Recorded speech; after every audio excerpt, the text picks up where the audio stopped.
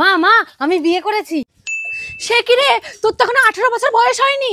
তাতে কি হয়েছে মা, আমি তো যৌবনে 18 ওভার হয়ে গিয়েছি।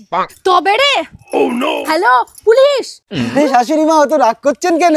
এই দেখো আপনার জন্য আমি পকেট ভর্তি টাকা নিয়ে এসেছি। আরে হারামজাদা, তুই আমার কুচি মেয়েকে বিয়ে করে আবার আমাকে টাকা ঘুষ দিচ্ছিস? Hello CBI. আরে শাশুড়ি মা দাঁড়ান দাঁড়ান দাঁড়ান, আমার একটা বিধবা বাপ আছে, চলবে? বিধবা বাপ? কই কই কই কই কই তোমার বাবা কই?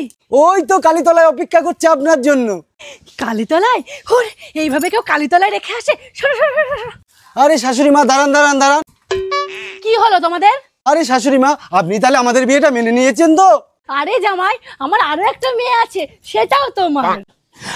আরে বউ তুমি এখানে একটু দাঁড়াও, আমার আরো একটা শালি আছে, আমি একটু গল্প করে আসি। হায় হায় হায়, কি করলো আমার মাসি? আর কামড় বলে লোক দেখিয়ে দিল।